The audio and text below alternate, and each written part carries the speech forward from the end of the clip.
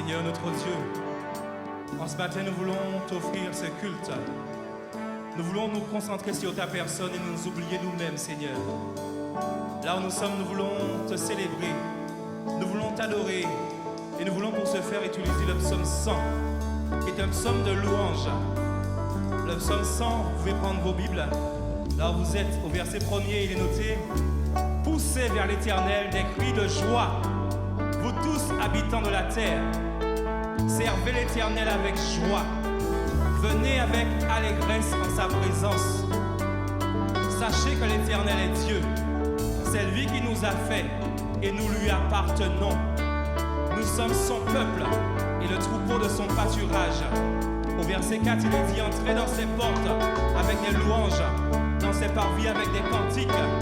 Célébrez-le, bénissez son nom, car l'Éternel est bon. Sa bonté dure toujours et sa fidélité de génération en génération. » Et nous voulons chanter « Je me réjouis dans le nom du Seigneur. »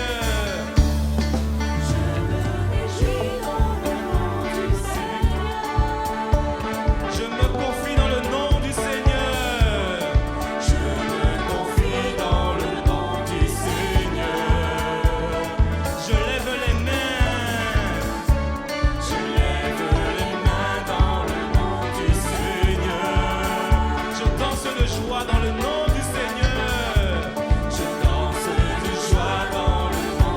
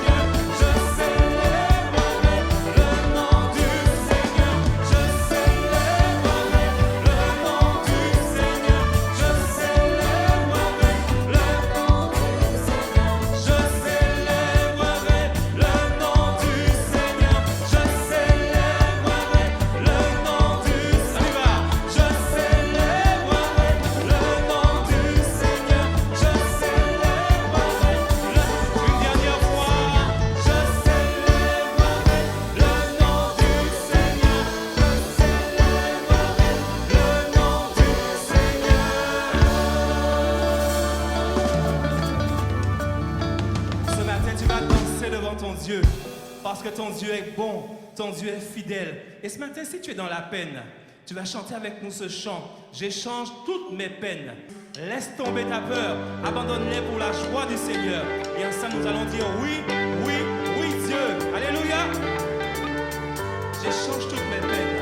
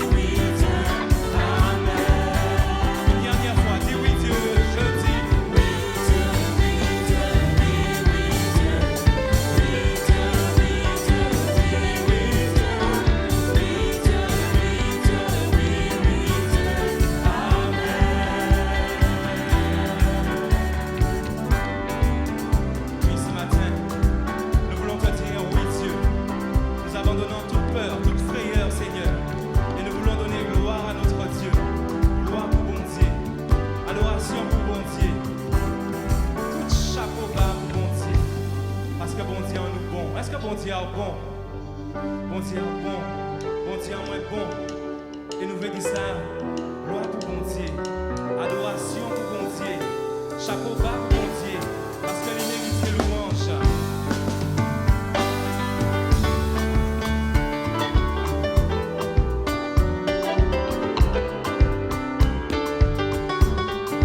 On y va.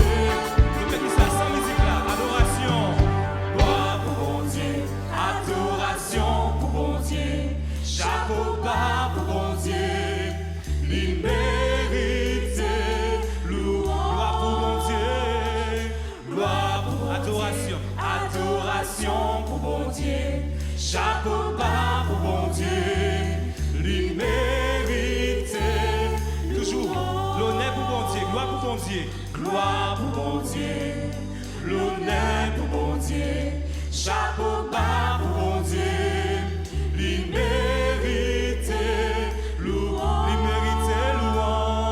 gloire pour bon Dieu, l'honneur, l'honneur pour bon Dieu, chapeau bas pour bon Dieu, l'immérité. respect pour bon Dieu, la musique là, gloire pour bon Dieu, respect, Gloire pour bon Dieu, respect, respect pour bon Dieu, chapeau bas pour bon Dieu, l'immérité, louange.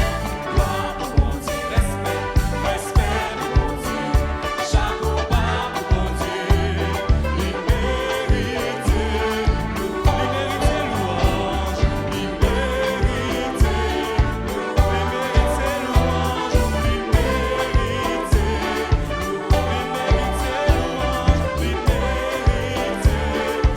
en dernière fois,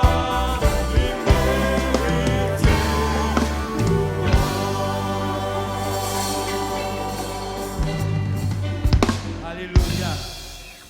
Bon Dieu en nous bon. Est-ce qu'on peut réaliser, vous qui êtes à Casa, là où il est là, que bon Dieu en nous bon? Et la Bible dit, le Seigneur est fidèle. Il vous affermira et vous protégera du mal. Nous trouvons ce texte dans 2 Thessaloniciens 3, verset 3. Est-ce que tu réalises ce matin ce que ton Dieu te dit? Le Seigneur est fidèle. Il vous affermira, et vous protégera du mal. Tandis que les cœurs vont commencer à chanter ce chant, nous réalisons, nous repassons ce verset. Le Seigneur est fidèle. Il vous affermira et vous protégera de tout mal. Le Seigneur est fidèle. Tu n'as pas à avoir peur. Le Seigneur t'a promis de t'affermir et de te protéger de tout mal. Et c'est pour cela que nous pouvons chanter Tu fidelidad es grande.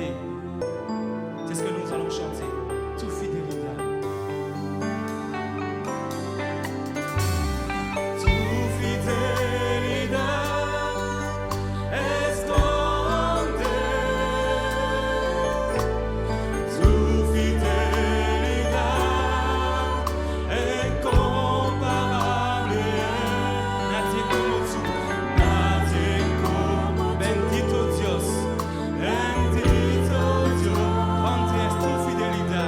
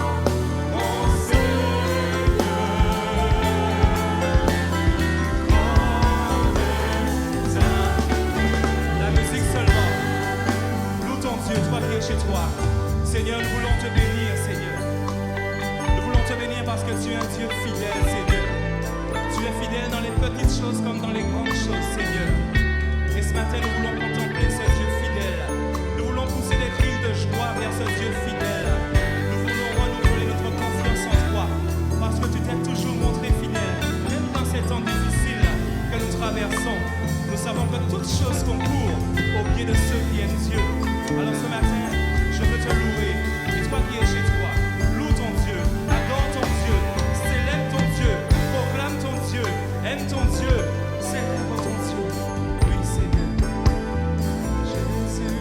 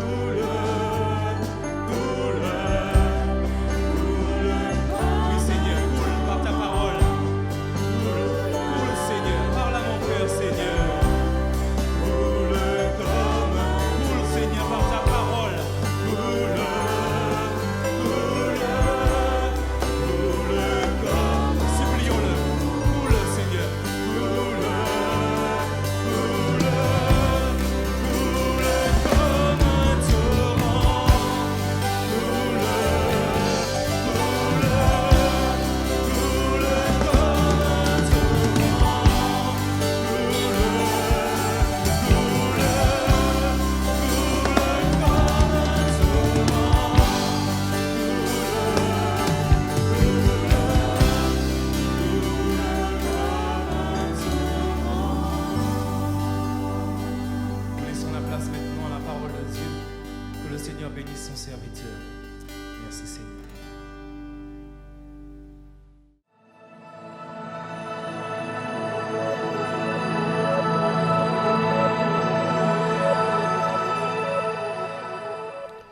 Je voudrais saluer tous ceux et celles qui sont sur la radio Souffle de vie et aussi sur le site des Assemblées de Dieu de la Guadeloupe. Béni soit le Seigneur pour l'opportunité, l'occasion qu'il nous donne en ce jour, puisque chaque jour enseigne un autre jour. Une première lecture dans la parole de Dieu, dans le psaume 46, verset 2. Le psaume 46, verset 2. Dieu est pour nous un refuge et un appui, un secours qui ne manque jamais dans la détresse. Je relis ce texte. Dieu est pour nous un refuge et un appui, un secours qui ne manque jamais dans la détresse. 3 mots caractérisent Dieu. Refuge, appui, secours. Mais qu'est-ce qu'un refuge? Un refuge, c'est un lieu où on se met en sûreté pour échapper à un ennui ou à un danger qui menace. Un refuge fournit une protection en temps de guerre, de maladie et d'autres dangers. Les gens cherchent à trouver refuge où ils peuvent. Quelques synonymes par rapport à ce mot: abri, asile, cachette ou planque. Une citation des hommes dit: quand les idées ne savent où se loger, elles trouvent toujours un refuge en l'homme. Tout d'abord, Dieu est un refuge pour son peuple. Et je voudrais citer 2 exemples. Dieu est un refuge pour son peuple. Le premier exemple se trouve dans 2 Chroniques, le chapitre 20, verset 22. Au moment où on a commencé les chants et les louanges, l'Éternel plaça une embuscade contre les fils d'Ammon et de Moab, et ceux de la montagne de Séhir, qui étaient venus contre Juda, et ils furent battus. D'après le contexte, des rois se sont mis ensemble, une coalition pour monter contre le peuple judéen. Mais puisque Dieu est un refuge pour son peuple, alors Dieu a su, dans sa grâce et dans son amour, délivrer son peuple. Alors que l'armée qui est montée vers le peuple d'Israël, eh bien, était une armée, je dirais, nombreuse. Et c'est une chorale qui va au-devant de quoi? Devant une armée. Et la Bible nous dit que, eh bien, Dieu a donné la victoire à son peuple. Deuxième exemple, que Dieu est un refuge pour son peuple, c'est dans Ésaïe, chapitre 37, verset 36. Ésaïe 37, verset 36. L'ange de l'Éternel sortit, et il frappa le camp des Assyriens, 185 000 hommes. Et quand on se leva le matin, voici, c'étaient tous des corps morts. Dieu est un refuge pour son peuple. Moïse, homme de Dieu, de la même nature que nous, qui a été choisi pour libérer les Hébreux qui étaient esclaves en Égypte, a pu dire ceci dans le livre du Deutéronome, le chapitre 37, le chapitre 33, verset 27, Deutéronome, chapitre 33, verset 27, le Dieu d'éternité est un refuge, et sous ses bras éternels est une retraite. Devant toi, il a chassé l'ennemi, et il a dit, extermine. Le Dieu d'éternité est le Dieu Tout-Puissant. C'est aussi le vrai et le seul Dieu.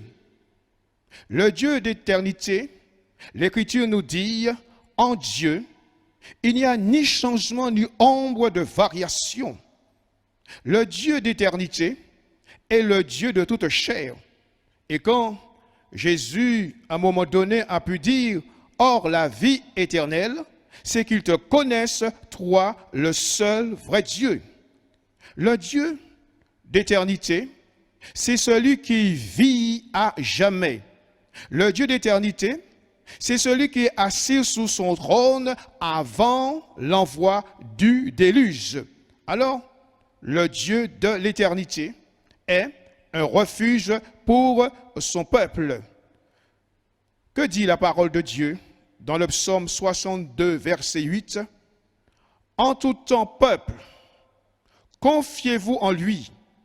Répandez vos cœurs en sa présence. Dieu est notre refuge. Dieu est celui qui s'est gardé et qui a su préserver son peuple malgré l'ennemi. Autre verset, Dieu est un refuge de génération en génération, selon le psaume 90, verset 1. Prière de Moïse, homme de Dieu. Seigneur, tu as été pour nous un refuge de génération en génération. Le Dieu de la Bible s'est gardé, s'est protégé son peuple.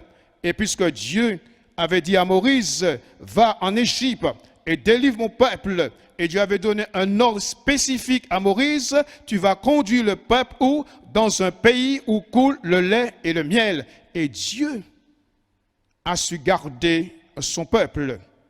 Non seulement Dieu est celui qui agit de génération en génération, mais Dieu est un refuge au jour de la détresse. Selon Jérémie chapitre 16, verset 19. Jérémie 16, verset 19. L'Éternel, ma force et mon appui, mon refuge au jour de la détresse.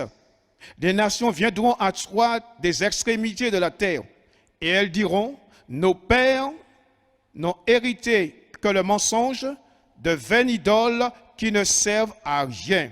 Dieu est un appui au jour de la détresse. Dans l'Écriture, il est dit, quand un malheureux crie, l'Éternel l'entend et le délivre de toutes ses détresses. Oui, Dieu est celui capable de délivrer son peuple. Un témoignage rapporte, une femme croyante, pendant la guerre, pria pour que sa maison soit épargnée. Elle chanta un cantique avant de se coucher. Son fils entendait la prière, lui dit, « Maman, il ne faut pas demander l'impossible. » Elle lui répondit, « Pour Dieu, toutes choses sont possibles. » La nuit, il s'endormit. Vers le matin, un grand tapage les réveilla. Les soldats étaient entrés dans le village en pillant toutes les maisons, mais personne n'entra chez eux. Comment leur maison avait-elle été épargnée? Une neige épaisse était tombée pendant la nuit et poussée par le vent, était entassée devant leur porte, la cachant complètement. Dieu leur avait envoyé un rempart de neige. Dieu est une protection et un refuge au jour de la détresse. Non seulement Dieu a été pour Israël un refuge, Jésus est un refuge pour son Église. Jésus est un refuge pour son Église, puisque Jésus a dit, les portes du séjour des morts ne prévaudront point contre elles. Pourquoi? Parce que l'Écriture dit que Jésus est la tête du corps de l'Église. Il est le commencement, le premier-né d'entre les morts, afin d'être en tout le premier. Non seulement Jésus est la tête du corps de l'Église, mais Jésus aussi est le chef suprême de son Église. Jésus est le véritable refuge pour son Église, parce qu'il est mort, il est ressuscité. Et l'Écriture nous dit que Jésus est assis à la droite de la majesté de Dieu et que Jésus est toujours vivant pour intercéder, pour prier, pour garder son Église. Parce que l'Église est chère au cœur de Jésus. Bien que l'Église a connu des difficultés, des outrages, des persécutions, des divisions ou autres, mais elle a su trouver un refuge en la personne de Jésus. Non seulement Jésus est un refuge pour son Église, mais Jésus est un refuge pour le croyant. Jésus est un refuge pour le croyant. Dans l'évangile de Jean, chapitre 10, verset 29, c'est Jésus qui dit cela. « Mon Père, qui me les a donnés, est plus grand que tous, et personne ne peut les ravir de la main de mon Père. » Personne ne peut les ravir de la main de mon Père. Jésus est un refuge pour le croyant. C'est-à-dire ceux qui sont passés de la mort à la vie, des puissants des ténèbres à son admirable lumière. C'est-à-dire ceux qui sont nés de Dieu. Puisqu'il nous est dit dans l'évangile de Jean, chapitre 1, verset 12, à ceux qui ont cru, à ceux qui ont reçu, Dieu les a donné le pouvoir de devenir enfants de Dieu. Mais si c'est le Saint-Esprit qui produit cela en nous, afin que nous puissions devenir des enfants de Dieu. Alors, le Christ Jésus est un refuge pour toi, mon frère, pour toi, ma sœur, toi qui passes par des difficultés, toi qui es dans l'incertitude, toi qui es dans l'angoisse, toi qui es dans la peur, dans la crainte de l'avenir, dans la crainte du lendemain, Jésus est pour toi un refuge. Et c'est pour cela, Jésus a pu dire à ses disciples avant de partir, « Je serai avec vous tous les jours jusqu'à la fin du monde. » Alors mon frère, ma sœur, réjouis-toi, parce que Jésus est un refuge pour toi. Quelle assurance chrétienne de savoir que Jésus est un refuge pour toi. Dans l'évangile de Jean, chapitre 6, verset 39, Jean chapitre 6, verset 39, « Or, la volonté de celui qui m'a envoyé, c'est que je ne perde rien de tout ce qu'il m'a donné, mais que je le ressuscite au dernier jour. » Alors, rassure-toi, sois dans la joie, sois dans l'allégresse. Jésus est pour toi un refuge.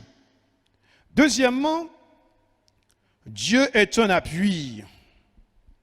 Mais qu'est-ce qu'un appui? Qu'est-ce qu'un appui? C'est tout ce qui sert à maintenir quelque chose ou quelqu'un, à assurer la solidité ou la stabilité.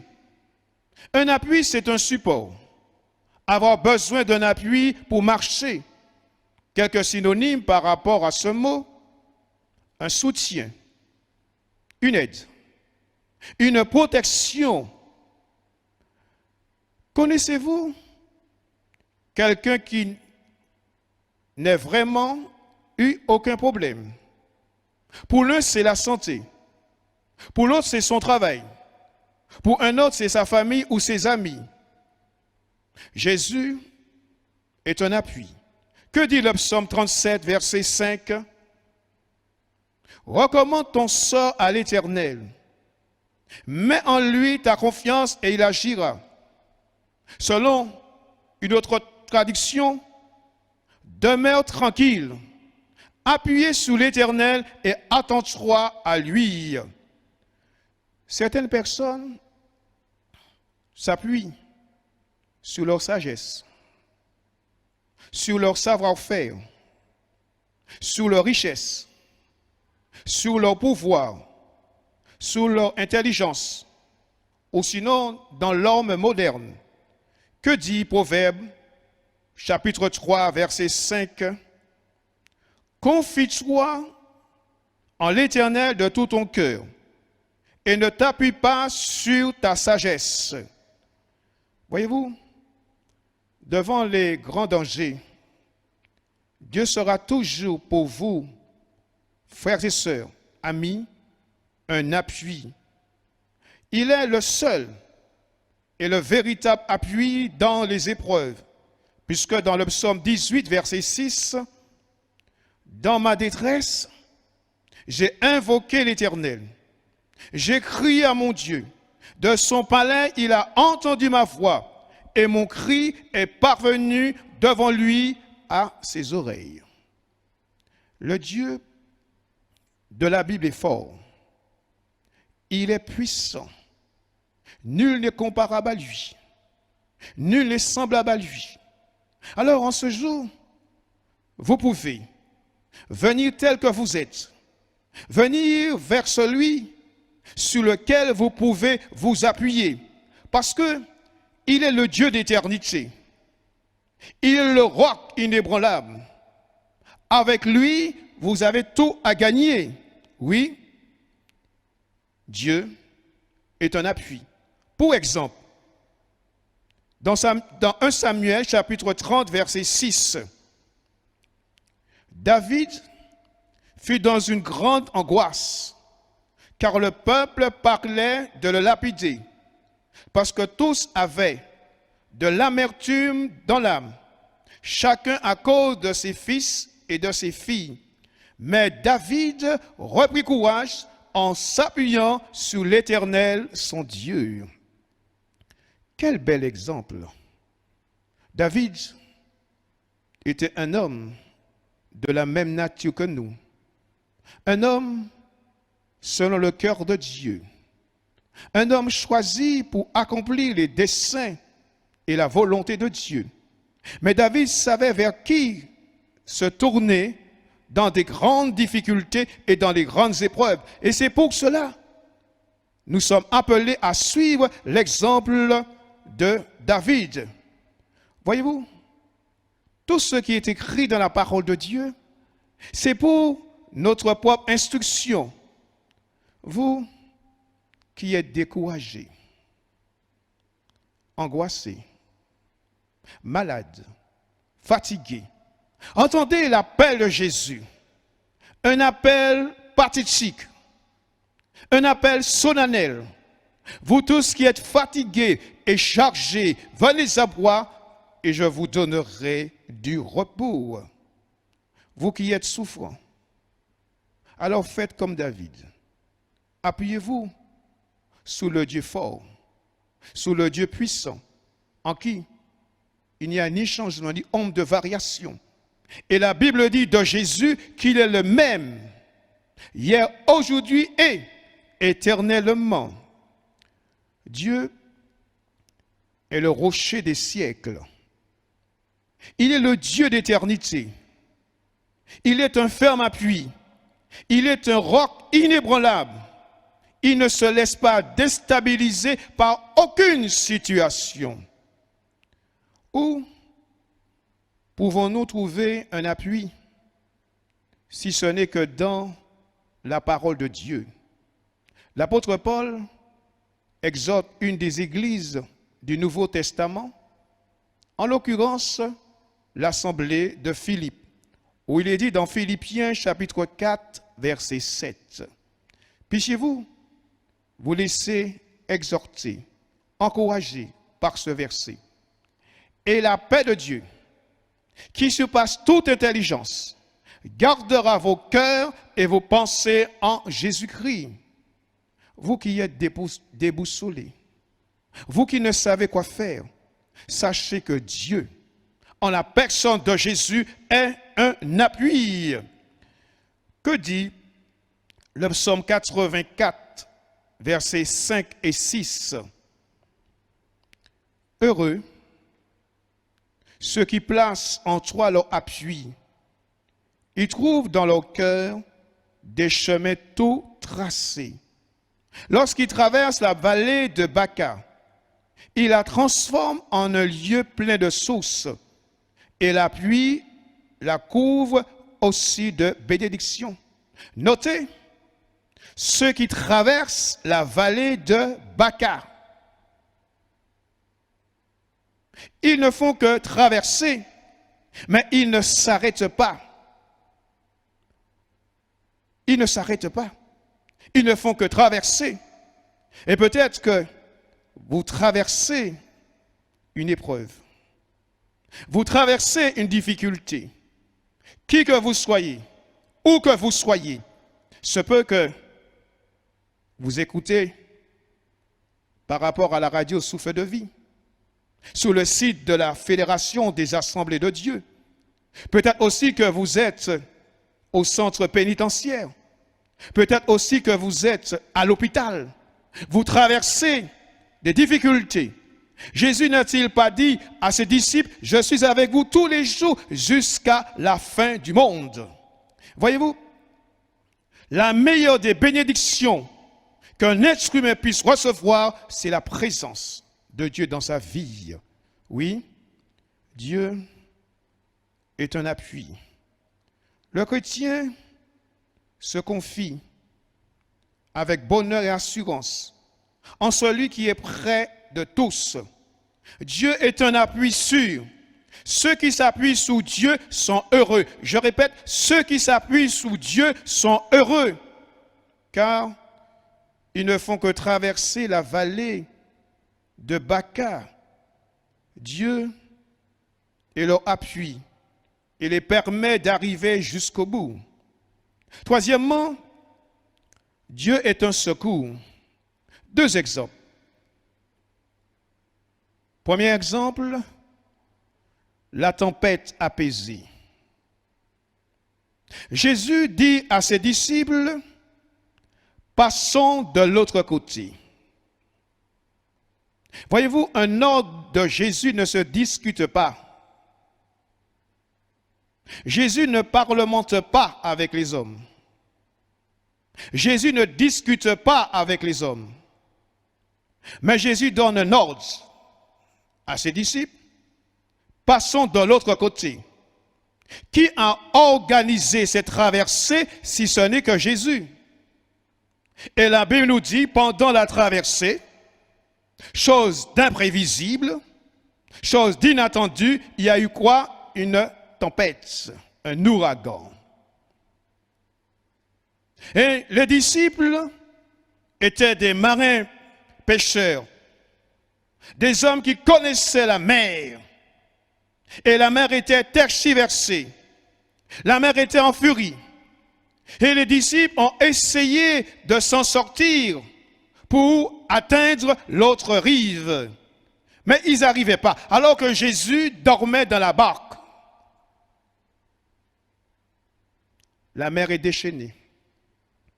La mer est démontée, alors que le Seigneur est en train de dormir.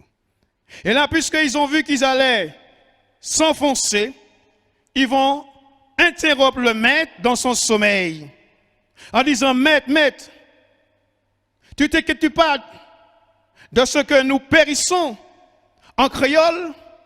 Maître, mon qu'apprend fait. Là, mon qu'apprend fait. Ils ont réveillé le maître, qui veut dire, viens à notre secours. Dieu est un secours, Jésus est un secours. Et alors qu'ils étaient en train de s'enfoncer, qu'ils étaient en train de périr, Jésus est venu à leur secours. Comment? Jésus a commandé les éléments de la nature. Il y a eu le calme. Peut-être, au sens figuré, vous êtes dans une tempête. Vous êtes emporté. Vous n'arrivez pas à vous agripper aux choses de la vie. Vous êtes en train de vous enfoncer. Il se peut que vous avez frappé à plusieurs portes, mais jusqu'à maintenant, vous êtes déçus. Mais il serait bon que vous puissiez appeler Jésus. Vous savez, lorsque on est dans des grandes difficultés et quand il y a de grands problèmes, lorsque nous disons « au secours, au secours », vous pouvez appeler Jésus. Parce que le Seigneur sait et connaît votre situation. Il est prêt à intervenir puisque la Bible dit, je répète, que Jésus est le même hier, aujourd'hui et éternellement. Deuxième exemple, c'est une femme cananéenne. Selon Matthieu, chapitre 15, versets 21 et 22. Alors que Jésus a souhaité qu'on ne sache pas qu'il est dans ce territoire, il est venu incognito. Jésus, étant parti de là, se retira dans le territoire de Tyr et de Sidon. Et voici une femme cananéenne qui venait de ces contrées lui cria, « Aie pitié de moi, Seigneur, fils de David. Ma fille est cruellement tourmentée par le démon. » Une étrangère, une cananéenne. Les Cananéens, selon l'histoire de la Bible, étaient des idolâtres. Mais la Bible dit que Dieu ne fait acception de personne. Et aux yeux de Dieu, nous sommes tous égaux. Puisqu'il est dit, tous ont péché et sont privés de la gloire de Dieu. Cette femme a entendu parler de Jésus. Elle est venue. Et parce qu'il y avait un problème particulier dans sa maison. Sa fille est tourmentée par le démon. Que nous dit l'Écriture? Jésus est venu afin de détruire les œuvres du diable. Le diable est là pour égorger, détruire, faire du mal. Mais gloire soit rendue à Dieu. Dieu, en la personne de Jésus, est venu dans ce monde. Et c'est pourquoi la Bible dit dans Acte 10, verset 38, Jésus allait de Dieu en Dieu. Il bénissait, il guérissait tous ceux qui étaient sous l'empire du diable. Elle est venue, une mère angoissée, la malheureuse. Personne ne pouvait intervenir dans sa situation. Quel âge avait cette fille? On ne le sait pas. Mais ce qui est important, elle a été vers la bonne personne. Elle a été vers qui? Elle a été vers Jésus. Et là, puisque Dieu est un secours, Jésus, le Fils de Dieu, est intervenu dans sa situation. Quelle est votre situation? Quel est votre problème? Quelle est votre épreuve? Quelle est votre souffrance? Quelle est votre maladie? La Bible dit, c'est par les meurtrissures de Jésus que nous sommes guéris. C'est par les meurtrissures de Jésus que nous sommes guéris. Dieu est un secours. Le David, un homme de la même nature que nous, a pu dire ceci dans le psaume 121, versets 1 et 2. Je lève mes yeux vers les montagnes. D'où me viendra le secours? Le secours me vient de l'Éternel qui a fait les cieux et la terre. Pour David, le secours n'est pas une montagne physique, mais plutôt dans le Dieu de la création. Le secours de Dieu est disponible pour ceux qui sont incapables de s'aider eux-mêmes. David savait vers qui se tourner, en sachant que Dieu pouvait venir à son aide et le délivrer. Dieu est un secours. Il sait par quel chemin que vous passez. Il connaît vos vicissitudes. Il connaît vos déboires. Il se peut que vous êtes pris comme dans un étau. Vous avez la gorge serrée. Vous avez du mal à dormir. Et quand arrive la nuit, vous dites vivement le jour. Et quand le jour arrive, vous dites vivement la nuit. Dieu est le secours dont vous en avez besoin. Qu'en est-il pour les croyants? Que dit l'auteur de l'Épître aux Hébreux au chapitre 4, verset 16, pour les croyants? L'auteur écrit: approchez-vous donc avec assurance du trône de la grâce, afin d'obtenir miséricorde et de trouver grâce pour être secouru dans vos besoins. Mais qu'est-ce qu'un besoin? Un besoin, c'est un manque. Il y a une différence entre un besoin et un désir. Je peux vouloir conduire une voiture de luxe, Mercedes, BMW. Mais ce que j'ai besoin, c'est une voiture. Alors, afin d'obtenir miséricorde et de trouver grâce pour être secouru dans nos besoins, d'être secouru. Que dit l'apôtre Paul à des hommes et des femmes qui ont reçu le Christ Jésus? L'apôtre Paul pouvait leur dire: mon Dieu pourvoira à tous vos besoins selon sa richesse et sa gloire en Jésus-Christ. Selon sa richesse et sa gloire en Jésus-Christ. Oui, en tant que croyants, en tant qu'enfants de Dieu, vous devez vous approcher du trône de la grâce. Parce que le trône de la grâce, bien-aimé, c'est le lieu de la bénédiction. Le trône de la grâce, eh bien, nous pouvons nous approcher. Pourquoi? Parce que le voile du temple a été déchiré d'en haut jusqu'en bas. Parce qu'une route nouvelle a été inaugurée. Comment? Par le sang précieux de Jésus-Christ. Alors, approchez-vous du trône de la grâce et de faire connaître à Dieu vos besoins. Parce que Dieu est un secours. Lorsque nous prions, parfois nous sommes à court d'arguments. Que dit l'apôtre Paul à des chrétiens, surtout aux chrétiens de l'église de Rome, dans Romains chapitre 8, verset 26, de même aussi,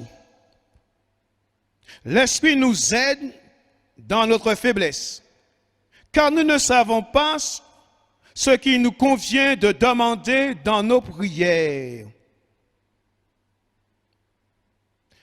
Mais l'Esprit lui-même intercède par des soupirs inexprimables. Quand nous prions, nous n'avons pas besoin d'expliquer à Dieu les choses. Je répète, quand nous prions, nous n'avons pas besoin d'expliquer les choses à Dieu. Mais parfois, comme je l'ai dit, nous sommes à court d'arguments.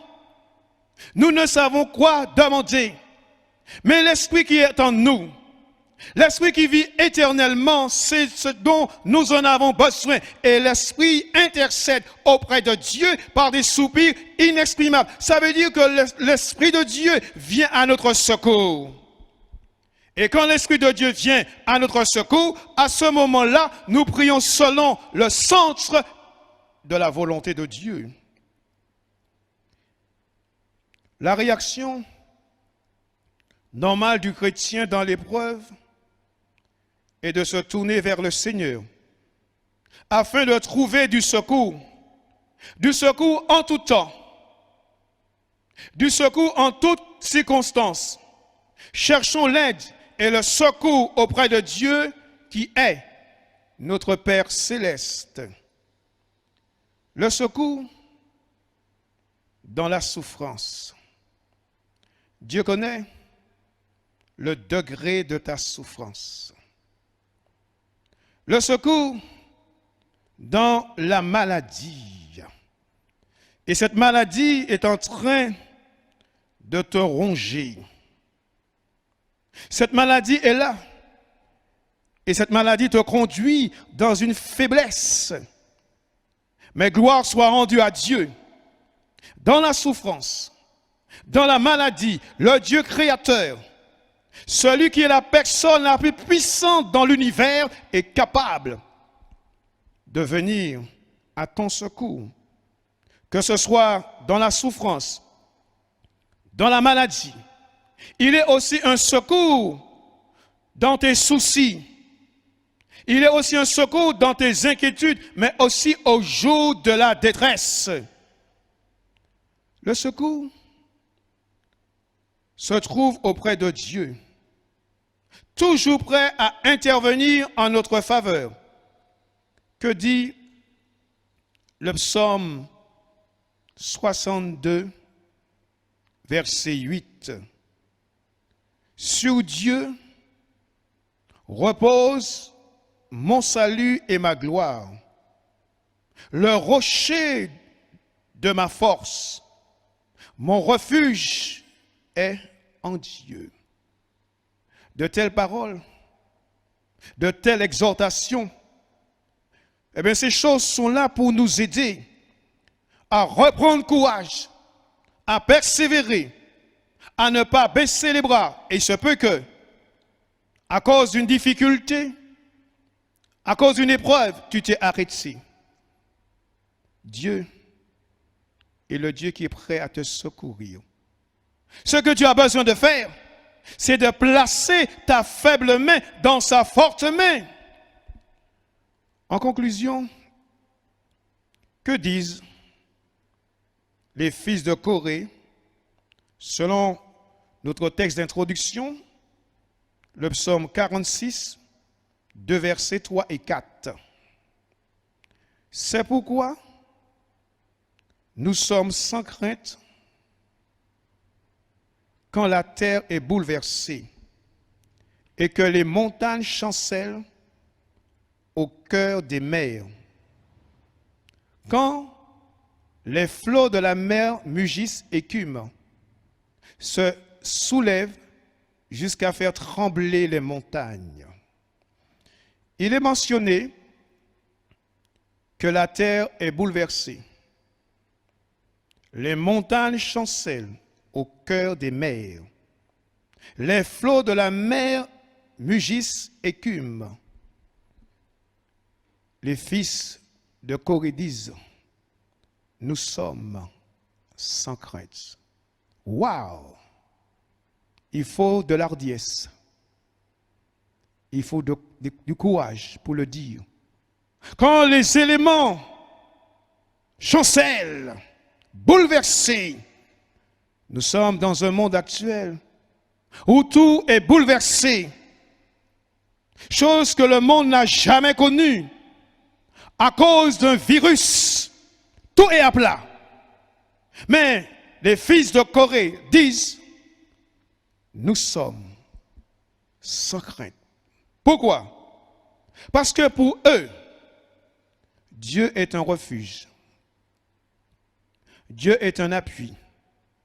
Dieu est un secours qui ne manque jamais dans la détresse. Les fils de Corée étaient des hommes de la même nature que nous, avec leurs faiblesses.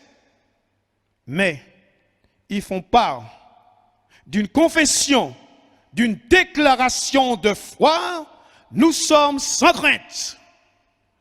Vous qui craignez, vous qui vivez dans la crainte, Dieu est un refuge, un appui, un secours qui ne manque jamais dans la détresse. Vous entendez la parole de Dieu. Il est dit, il est bon d'entendre la parole de Dieu, mais il est bon de mettre cette parole en pratique. Mon frère, ma soeur, mes frères, mes sœurs, parents, monsieur, madame, jeunes gens, jeunes filles, Dieu veut et désire être, vous qui ne le connaissez pas, vous qui êtes déboussolés, vous qui êtes harassés, vous qui êtes esquintés, alors Jésus veut être un refuge pour vous, un appui, mais aussi un secours. Que Dieu puisse vous aider, puisse vous encourager. Mettez en pratique la parole de Dieu. Quand Dieu nous parle, c'est pour notre bien. Et quand Dieu parle, il fait mouche. Pourquoi? Parce que Dieu nous a donné 2 oreilles, c'est pour mieux entendre, un seul cœur pour mieux comprendre. Seigneur, tu connais ces chers amis, particulièrement des frères et des sœurs en Christ. Tu connais, ô Dieu, leurs vicissitudes. Tu connais leurs problèmes. Tu connais leurs déboires. Mais tu as voulu simplement leur rappeler, nous rappeler, les fils de Corée ont pu expérimenter cela. À plus forte raison, nous aussi, en tant que croyants, nous pouvons l'expérimenter. Ce n'est que maintenant, soit un refuge, soit un appui, un secours. Je te prie aussi pour ceux qui pour l'instant ne te connaissent pas, ceux qui, mes Seigneur, cherchent ailleurs. Mais Seigneur, ta parole dit, venez à moi, vous tous qui êtes fatigués, et je vous donnerai du repos. Tu vois aussi ceux qui sont malades. Il y a eu le diagnostic. Il y a eu, Seigneur, la radio qui monte sous l'échographie, qui a une tache sur le poumon. Tu as vu, Seigneur mon Dieu, de ceux qui ont des problèmes de santé, tels que le cancer. Seigneur, tu n'es pas limité. Tu es le Dieu créateur. Puisses-tu intervenir, secourir ceux qui sont malades, ceux qui sont souffrants, ceux qui sont éprouvés. Ô Jésus, tu perçois un sanglot plus vite qu'un appel. Tu vois ceux qui sont découragés, ceux, Seigneur, où il y a des larmes qui coulent le long de leur visage. Alors c'est dans le nom de Jésus que je te prie, puisses-tu dans ton amour, dans ta sympathie, dans ta compassion, puisses-tu intervenir à leur égard. Merci Seigneur pour ce que tu fais maintenant. À ton nom la gloire, à ton nom la louange, dans le beau nom de Jésus-Christ. Que vous puissiez garder dans votre cœur la parole du Seigneur. Cette parole, elle est inspirée pour aider, pour conduire, pour diriger, pour encourager et pour fortifier. Soyez bénis. Au revoir. Nous voulons remercier Dieu pour ses conseils. Nous voulons continuer à l'adorer. Nous te proclamons, Seigneur, parce que tu es victorieux, parce que tu es glorieux, parce que tu es majestueux. Et les mots sont bien faibles pour décrire ta grandeur, Seigneur. Et nous sommes vraiment, Seigneur, là ce matin pour te proclamer, Seigneur. Et nous voulons dire, merveilleux est notre Dieu. Alléluia.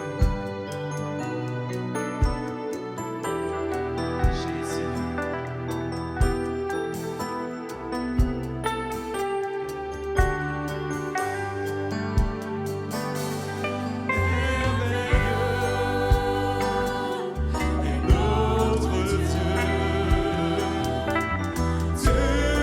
Dieu.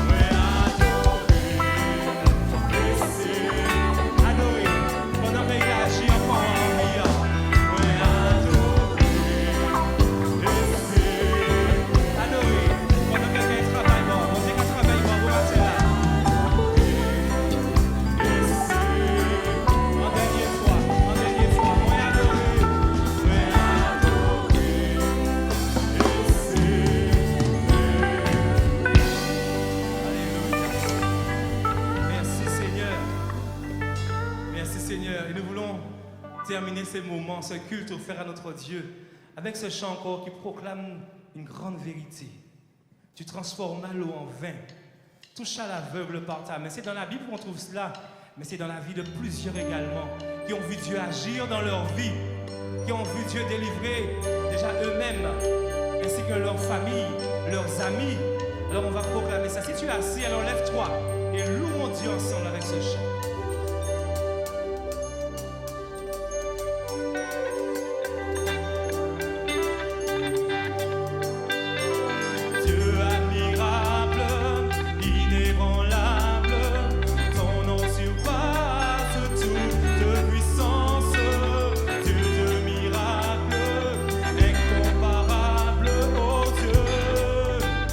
Oh Dieu, ensemble, Dieu admirable,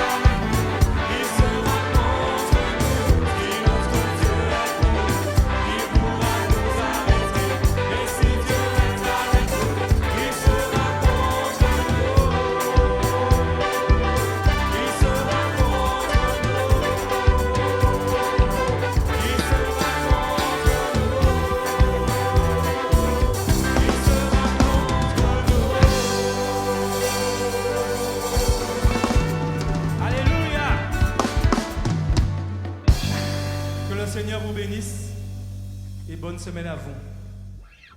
Annonce de la Fédération des ADD de Guadeloupe. Compte tenu des exigences sanitaires, tous les lieux de culte ne reprendront pas à la même date à la fin de l'état d'urgence sanitaire prévu par les autorités le 10 juillet. Nous vous demandons d'attendre avec patience les informations concernant votre assemblée. Nous vous rappelons que le port du masque sera obligatoire lors de nos réunions. Attention, les visières ne vous dispensent pas du port du masque. Le lavage des mains avec une solution hydroalcoolique mise à votre disposition sera également obligatoire à l'entrée de nos salles de culte. Voici une démonstration du lavage des mains réalisé par un personnel soignant. Nous comptons sur votre compréhension et sur la discipline de chacun. Pour une bonne friction hydroalcoolique, on appuie sur la pédale pour prendre une dose de gel. Ensuite, on commence par le bout des doigts. Paume contre paume, l'autre bout des doigts. Ensuite, on frictionne les pouces. Ensuite, doigt emboîté, doigt entrelacé, paume contre dos, l'autre paume contre dos, et on termine par les poignets.